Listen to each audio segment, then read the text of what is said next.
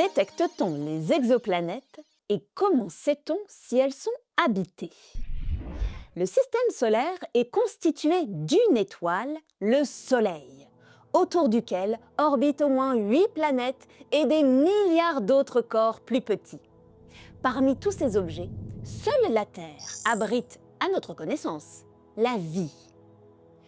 Beaucoup d'autres étoiles sont accompagnées de planètes, mais observer ces exoplanètes n'est pas facile. Pour prendre toute la mesure de cette difficulté, installons-nous sur une planète du système stellaire le plus proche du système solaire, Alpha du Centaure. Dans le ciel d'Alpha du Centaure, le Soleil est très visible. C'est la 3e étoile la plus brillante. Nous avons emmené avec nous le télescope le plus puissant disponible, le James Webb, et nous le pointons vers le système solaire en espérant voir les planètes, ou en tout cas, au moins la plus grosse, Jupiter, seulement 10 fois plus petite que le Soleil. La résolution du James Webb, la taille d'un pixel en quelque sorte, est extraordinaire. Elle permet de distinguer une orange située à 200 km. Mais la taille apparente du Soleil sur Alpha du Centaure correspond à une orange située à 2000 km. Il est donc impossible de distinguer la forme de l'étoile. Sa lumière n'allume qu'un seul pixel. Quant à Jupiter, elle est 10 fois plus petite et surtout, elle n'émet pas de lumière. Elle ne fait que réfléchir celle du Soleil, si bien qu'elle est 1 milliard de fois moins brillante que le Soleil. Pour espérer la voir sur l'image, il faut cacher la lumière du Soleil pour éviter qu'elle éblouisse le télescope et chercher sur l'image un pixel à peine éclairé. Et si c'est la Terre que l'on veut observer, comme elle est 100 fois plus petite que le Soleil, il faudra à nouveau chercher un seul pixel, cette fois 2 milliards de fois moins lumineux que celui du Soleil. Pas facile à trouver. Mais on peut faire mieux, en combinant plusieurs télescopes par une méthode que l'on appelle l'interférométrie. Avec les meilleurs réseaux de télescopes, on verrait le Soleil comme une orange qui serait à moins de 50 mètres. Cette fois, le Soleil s'étale sur un diamètre de 30 pixels, et donc Jupiter a un diamètre de 3 pixels. La qualité n'est pas encore très bonne, mais on verrait réellement Jupiter. Ces observations directes sont encore rares. Elles concernent uniquement les grosses planètes, et elles ne sont possibles que parce que la qualité des télescopes s'améliore en permanence. Pour détecter les milliers d'exoplanètes que nous connaissons maintenant, on a donc utilisé d'autres méthodes.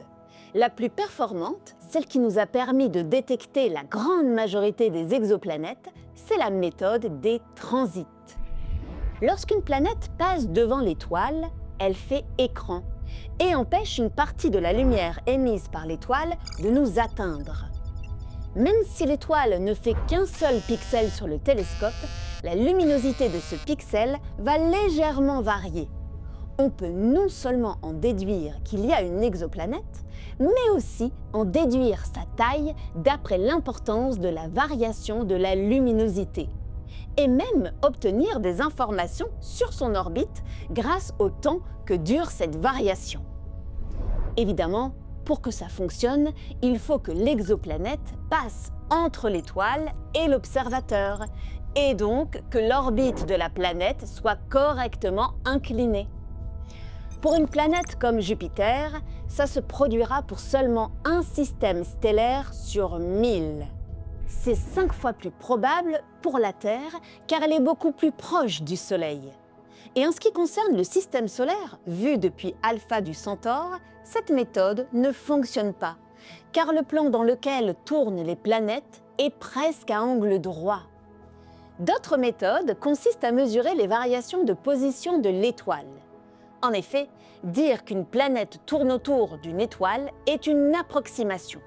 En réalité, l'étoile et la planète tournent autour d'un point qu'on appelle le barycentre, qui est situé entre elles, mais en général proche de l'étoile, parfois même dans l'étoile.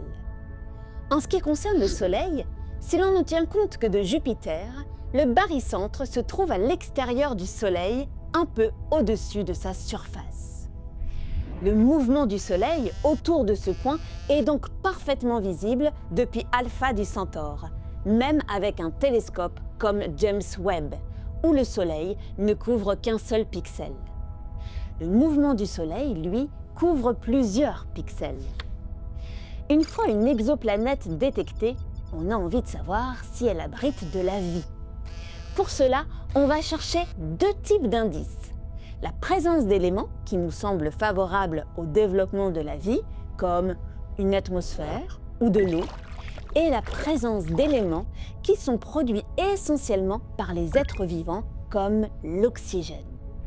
Pour les détecter, on utilise la spectroscopie qui permet, en analysant les couleurs de la lumière en provenance d'un objet, d'en déduire sa composition. Les télescopes capables de faire ces mesures sont encore assez rares, mais se développent.